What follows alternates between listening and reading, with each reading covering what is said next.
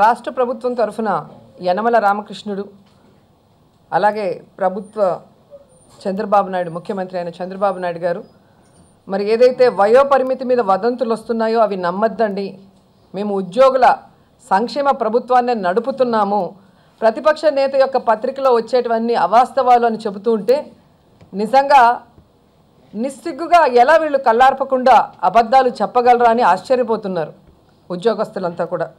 ఎందుకంటే ప్రభుత్వ ఉద్యోగుల్ని 50 ఏళ్లకే ఇంటికి పంపించాలన్న జీవోని వీళ్ళు తయారు చేసి ఈరోజు పత్రికలో రాగానే వాళ్ళు చేసిన తప్పును కప్పిపుచ్చుకోవడానికి ఈ విధంగా నెపాన్ని ప్రతిపక్షం మీద అలాగే మరి సాక్షి ఛానల్ మీద వేయటం అనేది చాలా దురదృష్టకరం. ఈరోజు నేను చెప్తున్నాను, ఆధారాలు లేకుండా ప్రభుత్వ ఉద్యోగులకి మీరు చేస్తున్న అన్యాయం పైన మేము ఆరోపణలు చేయట్లేదు, మా దగ్గర ఆధారాలు ఉన్నాయి. దీని మీద డిస్కస్ చేయడానికి యనమల రామకృష్ణుడు గారు మరి బహిరంగంగా వస్తే మేము కూడా చర్చకు రెడీ అని ఈ సందర్భంగా తెలియజేస్తున్నాం.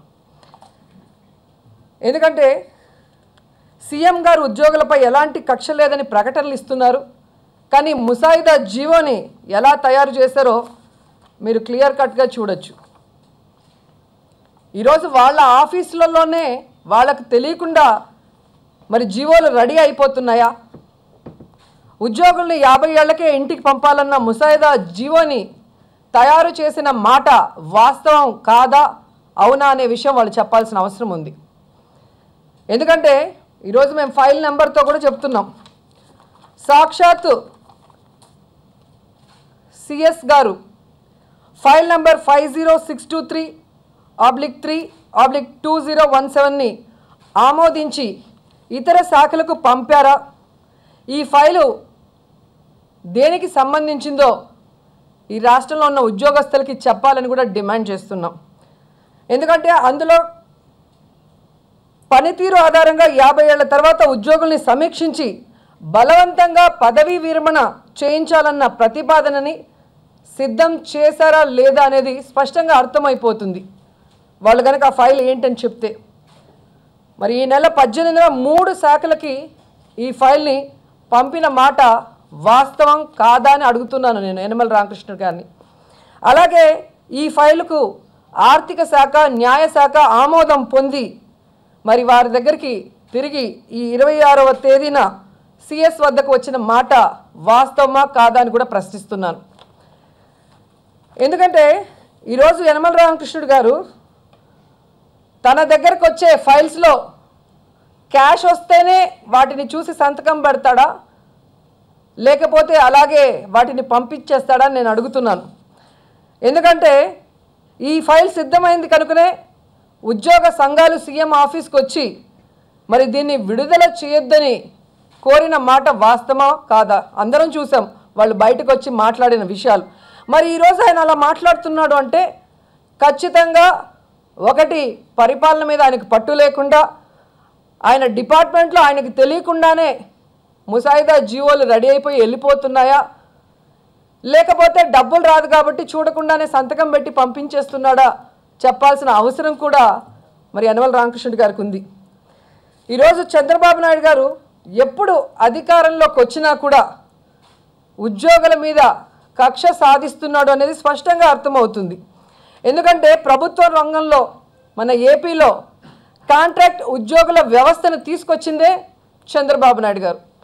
తనకు కావాల్సిన వాళ్ళకి ఉద్యోగాలు వేసుకోవడం కోసం ఏ విధంగా ప్రభుత్వ ఉద్యోగుల పని భారాన్ని మీరు చూస్తే పెంచే విధంగా 10 మంది పని చేయాల్సిన చోట 2 పెట్టి మొత్తం పని వెట్టి చాకిరి ఉద్యోగస్తులతో చేయించింది నిజమా కాదా అని ఉద్యోగులు ఒకసారి ఆలోచించుకోవాలి.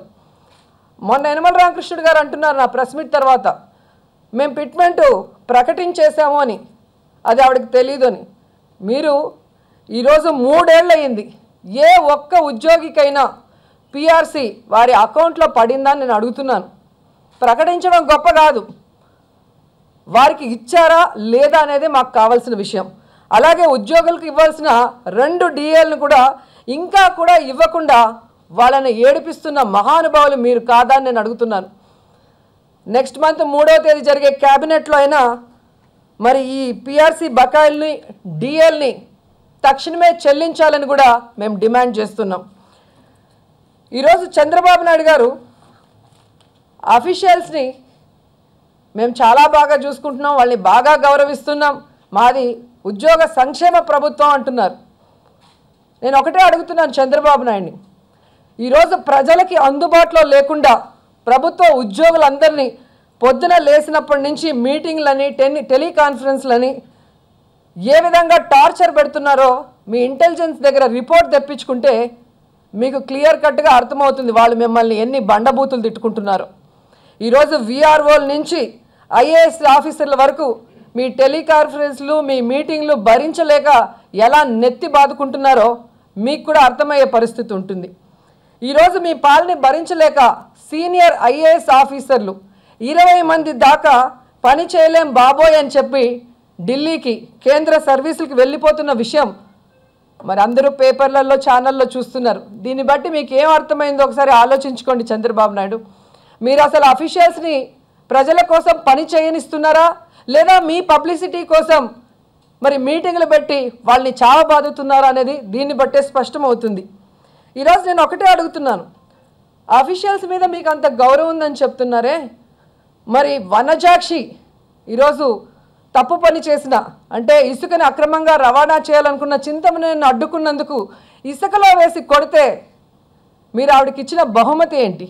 ఇంటికి పిలిపించి సెటిల్మెంట్ చేసి ఆవిడనే తిట్టి పంపించారు, కానీ తప్పు చేసిన చింతమనేని ఏమైనా మాట్లాడారా? ఈరోజు మీరు ఏదైతే ఈ జీవో తీసుకురావాలనుకుంటున్నారో 50 సంవత్సరాలకే మరి పదవి విరమణ, 30 సంవత్సరాల తర్వాత సర్వీసు పర్ఫార్మెన్స్ని బట్టి వాళ్ళని బలవంతంగా పదవి విరమణ చేయించాలనుకునే బిల్లు కనుక వచ్చుంటే నాకు తెలిసి వనజాక్షిని మీరు బలవంతంగా పదవి విరమణ చేయించుంటారన్నది నిజం కాదని నేను అడుగుతున్నాను. అలాగే ఐపీఎస్ ఆఫీసరు బాలసుబ్రహ్మణ్యం గారిని Telugu Desam party MLA MLC MP వెళ్ళి కొట్టినంత పని చేసి ఆ గన్మ్యాన్ని తోసేస్తే మీరేం చేశారు? ఒక ముఖ్యమంత్రిగా పిలిచి సెటిల్మెంట్లు చేశారే కానీ ఆ ఆఫీసర్ల గౌరవాన్ని నిలిపే విధంగా వారు న్యాయం పక్కన ఉంటే మరి ఆ న్యాయాన్ని పరిరక్షించి తప్పు చేసిన మీ వాళ్ళని శిక్షించడం మానేసి ఒక చిన్న సారీతో సెటిల్మెంట్ చేసి దాన్ని సరిదిద్దాలని చూసారే కానీ మరి ఉద్యోగస్తులు మీరు ఎక్కడ భద్రత కల్పించారు, ఎక్కడ వాళ్ళకి భరోసా ఇచ్చారని నేను అడుగుతున్నాను. ఈరోజు గోదావరి జిల్లాలో మీరు చూస్తే ఎమ్మెల్యే రాధాకృష్ణ గారు ఎస్ఐని తన ఇంట్లో బంధిస్తే మరి ఏ విధంగా ఆ ప్రాంతంలో సిఐ పైన మీరు చర్యలు తీసుకొని మరి ఉద్యోగ వ్యతిరేక పాలన మీది అనేది నిరూపించుకున్నారో మనం చూసాం. ఆ జిల్లాలో ఉన్న వాళ్ళందరూ అల్టిమేటం ఇస్తే వాళ్ళకు భయపడిపోయి సిన్సియర్ ఆఫీసర్లైన సిఐ గారిని ఇబ్బంది పెట్టినా కూడా ఎస్ఐని మీరు శిక్షించడం అనేది నిజం కాదని అడుగుతున్నాను. అలాగే మంత్రి పితాన సత్యనారాయణ గారి ప్రాంతంలో ఇసుక లారీలు పట్టుకున్నాడని ఎస్ఐని సిఐని విఆర్కి పంపించిన పాలన మీది కాదా చంద్రబాబు నాయుడు అని నేను ప్రశ్నిస్తున్నాను. అలాగే ఇసుక రవాణా అడ్డుకుంటున్నారని ఎమ్మెల్యేలకి అడుగులకి మడుగులు ఒత్తడం లేదని మరి ఏకంగా పశ్చిమ గోదావరి జిల్లా ఎస్పీని టీడీపీ నేతలు తీర్మానం చేశారని చెప్పి బదిలీ చేసిన గనుడివి నువ్వు కాదా చంద్రబాబు నాయుడు అని నేను అడుగుతున్నాను. ఇలా ఉద్యోగుల్ని రాచి రంపాన పెట్టి ఈరోజు ఉద్యోగులంతా తిరగబడి రోజు వచ్చేసరికి మాది ఉద్యోగ సంక్షేమ ప్రభుత్వం, మాకు ఉద్యోగులంటే గౌరవం అని చెప్తుంటే ఉద్యోగులంతా కూడా నవ్వుతున్నారు. సో ఈరోజు మీరు ఏవైతే ఈ ముసాయిదా బిల్లుల్ని తయారు చేసి ఏ విధంగా సంబంధించిన శాఖల దగ్గర నుంచి పర్మిషన్లు తీసుకొని సిఎస్ గారి దగ్గరికి కూడా వచ్చేసిందో దీనిని వెంటనే ఆపేసి మీకు అండగా లేని వాళ్ళ మీద కక్ష గట్టి వాళ్ళ గొంతు మీద కత్తి పెట్టాలన్న ప్రయత్నం కనుక చేస్తే ఖచ్చితంగా వైఎస్ఆర్ కాంగ్రెస్ పార్టీ ఉద్యోగుల తరఫున మరి అసెంబ్లీలో బయట కూడా పోరాడుతుందని తెలియజేసుకుంటున్నాం. అండ్ అదేవిధంగా ఈరోజు కొత్తగా చంద్రబాబు నాయుడు మనసులో మాట కాదు ఇది, విజన్ అంటారు కదా మీరంతా. చంద్రబాబు నాయుడు విషయానికి వస్తే ఆయన విజను 13-14 ఏళ్ల ముందుకు వెళ్తే ఆయన మనసులో మాట బుక్ ఒకసారి మీరు కనుక చదువుకుంటే మీకే అర్థమవుతుంది. అఫీషియల్స్ అంటే ఈయనకి ఎంత చులకన భావన, వారి మీద కక్ష సాధింపుగా ఆ రోజు ఆయన ఏం రాసుకున్నాడు అనేది మీకు స్పష్టంగా అర్థమవుతుంది. అవినీతి గురించి ప్రజల అభిప్రాయాన్ని సేకరించినప్పుడు ఆంధ్రప్రదేశ్ రాష్ట్ర విద్యుత్ సంస్థ ఉద్యోగుల్లో 66% మంది, పౌర సరఫరా శాఖలో 65% మంది, రెవెన్యూ అధికారుల్లో 64% మంది, పోలీసుల్లో 62% మంది, స్థానిక సంస్థల్లో 52% మంది అవినీతి పరులు ఉన్నారు అని చెప్పి ఆయన రాసుకున్నాడు ఆయన మనసులో మాట పుస్తకంలో. పన్నుల నుండి ఇతర మార్గాల నుండి వచ్చే ఆదాయంలో ఎక్కువ భాగం జీతాల బిల్లులకే వినియోగమవుతుంది. రెవెన్యూ లోట్లు తీవ్రంగా ఉండటం వల్ల రాష్ట్ర ప్రభుత్వాలు దివాలా తీస్తున్నాయి అంటున్నాడు. అలాగే మీరు చూస్తే 1984-85 అలాగే 1996-97 మధ్య రాష్ట్ర సిబ్బంది ఖర్చు 368.2% పెరిగింది. ఒక వాక్యంలో చెప్పాలి అంటే 2,70,000 ఉద్యోగాల్ని సమీక్షించగా 1,09,674 ఉద్యోగాలు అంటే 40.62% అదనంగా ఉందని తేలిపోయింది. సో కేంద్రంలో కానీ రాష్ట్రంలో కానీ సిబ్బంది సంఖ్యను తగ్గించడంలో ఉత్తమమైన మార్గం ఉన్న ఉద్యోగాల్ని స్తంభింప చేయటం. అంటే రిటైర్మెంట్ అయిన ఉద్యోగుల స్థానంలో కొత్త నియామకాలు చేయకుండా ఉండటం. అలాగే ఆంధ్రప్రదేశ్లో ఉద్యోగాల స్తంభీకరణ కింద తరగతి ఉద్యోగాల స్థాయిలో జరిగింది. ఉద్యోగాలకు ప్రమోషన్లు కావాలి. అదే సమయంలో తీసుకోదగిన మరో చర్య ఏంటంటే స్వచ్ఛంద పదవీ విరమణ పథకాన్ని అమలు చేయటం. అంటే ఆయన గతం 9 ఏళ్ళు ముఖ్యమంత్రిగా ఉన్నప్పుడే దీన్ని తీసుకురావాలన్న ప్రయత్నం చేశాడు. మరి ఈయన యొక్క ఇలాంటి కక్షపూరిత చర్యను అర్థం చేసుకున్నారు కాబట్టే ఉద్యోగస్తులు ఏ విధంగా ఆయన్ని బుద్ధి చెప్పి 10 సంవత్సరాలు ప్రతిపక్షంలో కూర్చోబెట్టారో కూడా మనం అందరం చూసాం. కానీ మొన్న 58 సంవత్సరాల రిటైర్మెంట్ని 60 సంవత్సరాలకి పొడిగిస్తామని చెప్పి ఒక తాయిలాన్ని వేసి ఏ విధంగా ఓట్లతో అధికారంలోకి వచ్చిన తర్వాత ఈరోజు పర్ఫార్మెన్స్ పేరుతో మళ్ళీ 50 ఏళ్లకే వాళ్ళని ఇంటికి పంపించేయాలంటే మరి చంద్రబాబు నాయుడు ఈరోజు అవుట్డేటెడ్ ముఖ్యమంత్రి. పర్ఫార్మెన్స్ వైజ్ తీసుకున్నా కూడా ఈ 3 సంవత్సరాల్లో ఈ రాష్ట్రానికి రాష్ట్ర ప్రజలకు చేసింది శూన్యం. మరి అందరికన్నా ముందు ఇంటికి పోవాల్సింది ఎవరయ్యా అంటే అది చంద్రబాబు నాయుడు అనేదే ప్రజల నుంచి వస్తున్న ఆన్సర్. కాబట్టి ఉద్యోగుల్ని మీరు చేసే అవినీతికి అండగా ఉంటే వదిలేస్తాం, లేదంటే ఇలాంటి బిల్లులతో మీ మీద కక్ష సాధించి మిమ్మల్ని బలవంతంగా ఇంటికి పంపిస్తామన్న ప్రయత్నం చేయాలనుకుంటే మాత్రం ఖచ్చితంగా వైఎస్ఆర్ కాంగ్రెస్ పార్టీ చూస్తూ ఉండదు. ఉద్యోగులు కూడా భయపడాల్సిన అవసరం లేదు. మీకు జగన్మోహన్ రెడ్డి గారు వైఎస్ఆర్ కాంగ్రెస్ పార్టీ అండగా ఉంటుంది. తెలుగుదేశం పార్టీ చేసే ప్రతి అవినీతి, ప్రతి దోపిడీని కూడా మీరు నిలదీయండి. ఖచ్చితంగా మీ జీవితానికి భరోసా కల్పించే విధంగా జగన్మోహన్ రెడ్డి గారు మిమ్మల్ని ఆశీర్వదిస్తారు.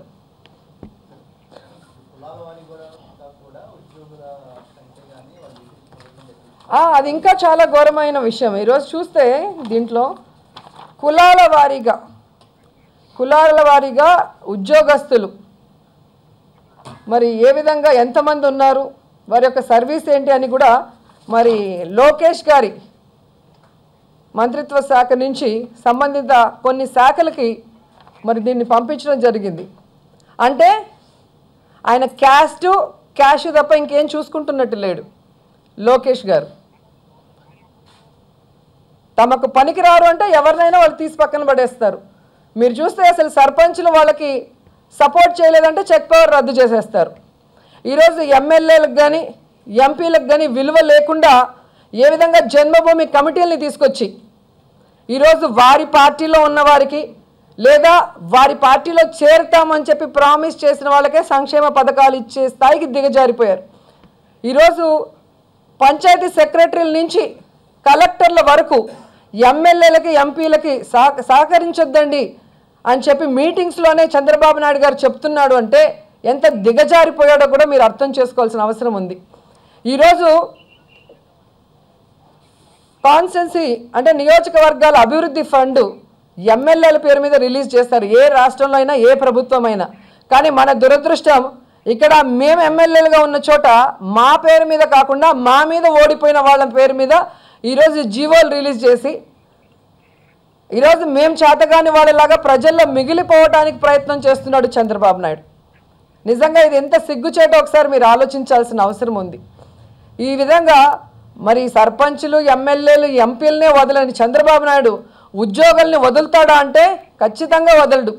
ఈరోజు ఈ పత్రికల్లో మరి ఈ వార్తలన్నీ వచ్చాయి.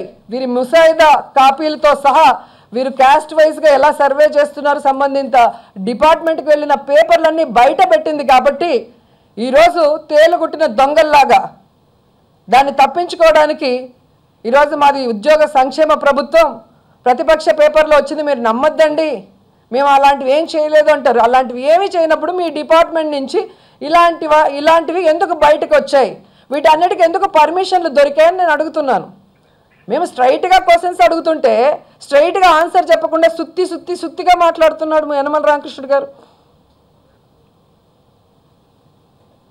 సో వీటి మీద యనమల రామకృష్ణుడు గారు మాకు ఆన్సర్ చెప్పాల్సిన అవసరం ఉంది. ఆయన డిపార్ట్మెంట్లో ఆయనకి తెలియకుండా జీవోలు రెడీ అవుతున్నాయా, ఆయనకు తెలియకుండానే ఈరోజు ఏవైతే పర్మిషన్లు వచ్చాయో ఆర్థిక శాఖ నుంచి న్యాయశాఖ నుంచి అది నిజం కాదా, 18వ తేదీ పర్మిషన్స్కి వెళ్ళటం, మరి 26వ తేదీ ఆ పర్మిషన్స్ ఆమోదం పొంది తిరిగి సిఎస్ వద్దకి వచ్చిన మాట నిజమా కాదా,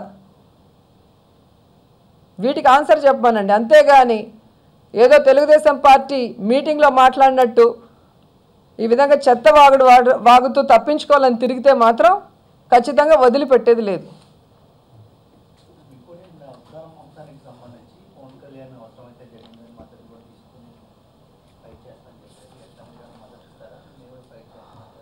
యాక్చువల్గా ఇది ఈరోజు వచ్చిన సమస్య కాదండి. 30-40 ఏళ్లగా మరి ఉద్దానం సమస్య, కిడ్నీ సమస్య ఉందనేది ప్రతి ఒక్కరికి కూడా తెలిసిన విషయం. అండ్ 13 ఏళ్లుగా జరుగుతున్న అనేక పరిశోధనలో కారణాన్ని కనిపెట్టలేకపోయారు చాలామంది దీని మీద రీసెర్చ్ చేసిన వాళ్ళు. కానీ ఈరోజు వచ్చిన వాళ్ళైనా దాని మీద కారణాలు కనుగొంటే మేము చాలా సంతోషిస్తాం. ఎందుకంటే పోరాటాల కోసం పుట్టింది వైఎస్ఆర్ కాంగ్రెస్ పార్టీ. ఈ రాష్ట్రంలో దేశంలోనే ఏ ప్రతిపక్ష నాయకుడు చేయనటువంటి విధంగా ప్రతి సమస్య మీద కూడా పోరాటం చేసిన నాయకుడు జగన్మోహన్ రెడ్డి గారు. ఈరోజు పవన్ కళ్యాణ్ గారు ఒక నిర్దిష్టమైన ప్రతిపాదనతో వస్తే ఖచ్చితంగా సపోర్ట్ చేస్తాం. ఎందుకంటే రైతులు అడిగినా ఉద్యోగస్తులు అడిగినా ఎవరి కోసమైనా కూడా జగన్ గారు పోరాడారు. అలాగే మీరు చూస్తే కార్మికులు, కర్షకులు, కమ్యూనిస్టులు ఎవరు మాతో కలిసి వచ్చినా కూడా సమస్యల మీద మేము స్పందించి పోరాడుతూనే ఉన్నాం. కాబట్టి పవన్ కళ్యాణ్ కూడా మా యొక్క సపోర్ట్ అడిగితే మేము ఇస్తాం. కానీ ఆయన ఇచ్చిన ప్రెస్ మీట్లో ఒక్కదాన్ని మాత్రం నేను ఖండించాలనుకుంటున్నాను. ఎందుకంటే గత ప్రభుత్వాలు పట్టించుకోలేదని పవన్ కళ్యాణ్ గారు మాట్లాడటం బాధేసింది నాకు. ఎందుకంటే ఆయనకు కూడా తెలుసు ఇది ఈరోజు పుట్టిన కొత్త సమస్య కాదు. గతంలో 2009లో పిఆర్పిలో ఆయన యువ నాయకుడిగా ఉన్నప్పుడు ఇదే శ్రీకాకుళంలో ఉద్యానంకి వెళ్ళి అక్కడున్న కిడ్నీ సమస్యను తెలుసుకొని వాళ్ళకి ప్రామిస్ చేసిన మాట నిజం కాదా? తర్వాత ఈ మధ్య కాలంలోనే మళ్ళీ అక్కడున్న కిడ్నీ పేషెంట్లతో మాట్లాడుతూ ప్రభుత్వానికి అల్టిమేటం ఇస్తున్నాను, 48 గంటల లోపల దీని మీద ఏదో ఒక చర్య చేపట్టండి అని చెప్పింది నిజం కాదా? ఆ తర్వాత ఆ విషయాన్ని వదిలేసి మళ్ళీ ఈరోజు కొత్తగా మరి ఈరోజు హార్వర్డ్ యూనివర్సిటీ నుంచి వైద్య బృందం వచ్చింది. మరి ఈరోజే ఆ ఇష్యూ కిడ్నీ సమస్య బయటికి పవన్ కళ్యాణ్ వల్లే బయటకు వచ్చింది అన్నట్టు కొన్ని మీడియాల్లో ప్రచారించడం అనేది చాలా బాధేసింది. ఎందుకంటే వైఎస్ఆర్ గారి హయాంలో మాత్రం ఉద్దానం కిడ్నీ సమస్య మరి పరిష్కారం కోసం ఆంధ్రప్రదేశ్లో ఏ ముఖ్యమంత్రి చేయనటువంటి కృషి ఆయన చేశాడు అనటంలో ఎటువంటి అతిశయోక్తి కూడా లేదు. ఎందుకంటే 2004లో వైఎస్ఆర్ గారు ముఖ్యమంత్రి అవ్వగానే విశాఖ కేజీహెచ్ వైద్యుల బృందం చేత మరి పరిశోధన జరిపించారు. అక్కడ కిడ్నీ వ్యాధి తీవ్రత, రక్త నమూనాల్ని సేకరించి ప్రజల ఆహారపు అలవాట్లపైన కూడా పరిశోధనలు జరిగాయన్న విషయం మీరు అందరూ తెలుసుకోవాల్సిన విషయం. మీరు గతంలోకి వెళ్ళి ఆ పేపర్లు అప్పుడు జరిగినవి కనుక రెఫర్ చేయగలిగితే మీకు తెలుస్తుంది. అలాగే 2007లో అమెరికాలోని శాన్ ఫ్రాన్సిస్కోలో కిడ్నీ వ్యాధులపై అంతర్జాతీయ సదస్సు జరుగుతుంటే అప్పటి కేజీహెచ్ వైద్య నిపుణులైన డాక్టర్ రవిరాజ్ గారు ఇక్కడ ఉద్దానంలో ఉన్న ఈ కిడ్నీ సమస్యని అంతర్జాతీయ వేదికకు పరిచయం చేసి దాని మీద డిస్కషన్లు కూడా జరిగాయి వైఎస్ఆర్ గారి హయాంలో అనేది గుర్తుపెట్టుకోవాలి. అంతేకాకుండా 2008లో వైఎస్ఆర్ గారు ఈ సమస్య పరిష్కారం కోసం AP academy of science, national institute of Hyderabad, department of science and technology New Delhi, NIMS Hyderabad చెందిన నిపుణులతో కూడిన మరి ఉమ్మడి అధ్యయనాన్ని కూడా చేయించారు. అంతేకాకుండా 2008లోనే అమెరికాలోని ఇదే హార్వర్డ్ యూనివర్సిటీ వైద్య సంస్థ, విశాఖ కేజీహెచ్ కలిసి ఉద్యానంలో ఉమ్మడి అధ్యయనం కూడా చేయించారు. కానీ దురదృష్టం ఏంటంటే రిపోర్ట్స్ వచ్చే లోపల ఆయన మరణించారు. ఆయన ఒక డాక్టర్ కాబట్టి, మానవతావాది కాబట్టి ఈ రిపోర్ట్స్ వచ్చేంత వరకు కూడా ఆగకుండా ఈ ఉద్యానంలోనే కాకుండా ప్రకాశం జిల్లాలో కూడా మీరు కనిగిరిలో ఇదే కిడ్నీ వ్యాధితో చాలామంది బాధపడుతున్నారు కాబట్టి వీరందరికీ కూడా ఆరోగ్యశ్రీ అనే దానితో మరి ఫ్రీగా డయాలసిస్ చేసుకునే అవకాశాన్ని కల్పించారు.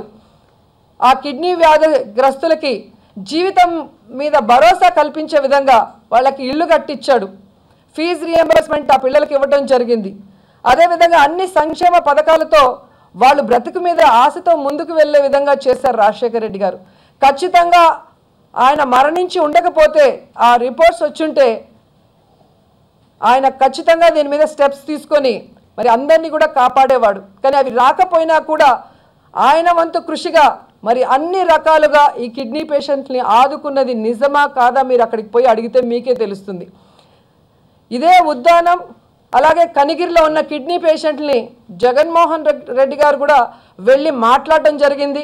అక్కడున్న పరిస్థితుల్ని కూలంకషంగా తెలుసుకున్నారు కాబట్టే ఆ కుటుంబం బ్రతకాలి, ఆ పిల్లల భవిష్యత్తు ముందుకు నడవాలి అంటే వాళ్ళకి 10,000 రూపాయలు నెల నెల పెన్షన్ ఇస్తేనే వాళ్ళు బ్రతకగలరని తెలుసుకున్నాడు. కాబట్టే మొన్న ప్లీనరీలో మరి నవరత్నాల లాంటి మరి ఆయన అనౌన్స్ చేసిన వాటిలో ఇది కూడా ఒకటి. ఆ విషయం తెలుసుకొని చంద్రబాబు నాయుడు గారు ఏ విధంగా మొన్న 2,500 రూపాయలు ఇవ్వాలి అని ప్రకటించాడో కూడా మనం చూసాం. దానికి కూడా మేము ఖండిస్తున్నాం. 2,500 అనేది సరిపోదు. 10,000 రూపాయలు వాళ్ళకి ఇస్తేనే వాళ్ళు జీవితాన్ని ప్రతి నెల కొంచెమైనా ముందుకు నడిపించుకునే అవకాశం ఉంటుంది. కాబట్టి ఆ రోజు జగన్మోహన్ రెడ్డి గారు అలాంటి నిర్ణయం తీసుకోవడం జరిగింది. కాబట్టి ఈరోజు ఏదో కొత్తగా ఎవరో కనిపెట్టినట్టు ఇంకెవరు ఏం చేయనట్టు మాట్లాడటం అనేది కరెక్ట్ కాదు. ఈ 40 సంవత్సరాల ఆంధ్రప్రదేశ్ చరిత్రలో ఏ ముఖ్యమంత్రి చేయనటువంటి విధంగా రాజశేఖర రెడ్డి గారు మాత్రమే కిడ్నీ పేషెంట్స్ కోసం మరి ఆ ఇంటికి పెద్ద కొడుకులాగా చేశాడు. వాళ్ళందరినీ ఆదుకున్నాడన్న విషయాన్ని పవన్ కళ్యాణ్ గారు తెలుసుకోవాలి. రెండోది, ఈ రాష్ట్రంలో అత్యధిక సమయం ముఖ్యమంత్రిగా ఉన్నది చంద్రబాబు నాయుడు గారు 13 సంవత్సరాలు. కానీ ఏ రోజు కూడా ఈ ఉద్యానం కానీ కనిగిరి గురించి పట్టించుకోలేదు.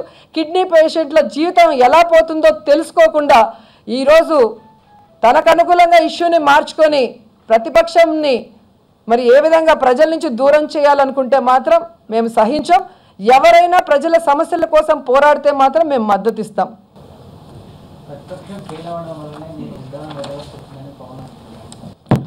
ఏ విషయాల్లో ప్రతిపక్షం ఫెయిల్ అయింది? ఉద్యానం వెళ్ళింది పవన్ కళ్యాణ్ గారు. 48 గంటల్లో ప్రభుత్వం సంధించకపోతే అల్టిమేటం ఇచ్చింది పవన్ కళ్యాణ్ గారు. కానీ చెప్పి కూడా 6-7 నెలలు అయిపోయినా ఎటువంటి అల్టిమేటం లేదు ప్రభుత్వానికి. కానీ జగన్ గారు ఉద్యానం కనిగిరి వెళ్ళి అక్కడున్న పరిస్థితులు తెలుసుకొని రాజశేఖర రెడ్డి గారు ఉన్నప్పుడు జరిపిన పరిశోధనల విషయాలను తెలుసుకొని మరి ఏ విధంగా 10,000 రూపాయలు ఇచ్చి ఇప్పటికి వాళ్ళని ఆదుకోవటానికి ముందుకు రావాలి అన్న ప్రయత్నం చేసిన తర్వాతే ప్రభుత్వంలో స్పందన వచ్చింది అంటే అది జగన్మోహన్ రెడ్డి గారి విజయం. కాబట్టి ప్రతిపక్షం అక్కడ సక్సెస్ అయింది. కాబట్టే ఆ ఇష్యూని డైవర్ట్ చేసి ఏదైతే ప్రభుత్వాన్ని అసహించుకుంటున్నారో ఆ ప్రజల్ని జగన్మోహన్ రెడ్డి గారికి దగ్గరగా పోనీకుండా డైవర్ట్ చేసే కార్యక్రమంలో ఇది కూడా ఒక భాగం. గతంలో ప్రత్యేక హోదాలో ఎలా చేశారో ఈరోజు అదే చేస్తున్నారు. కానీ మరి తనకు కష్టం వచ్చినా నష్టం వచ్చినా ఏ రోజు కూడా జగన్మోహన్ రెడ్డి గారు వాటి గురించి ఆలోచించకుండా మానవతా దృక్పథంతో ప్రతి సమస్య మీద పోరాడుతున్న ప్రతిపక్ష నాయకుడిగా ఈ దేశంలోనే నంబర్ 1 ప్రతిపక్ష నాయకుడిగా ఆయన పేరు తెచ్చుకున్నాడు. ఏ ప్రతిపక్షం కూడా ఈ విధంగా ప్రజలకి అండగా ఉంటూ అన్ని కష్టాలు పడి అన్ని తిట్లు పడిన వాళ్ళు కూడా లేరు.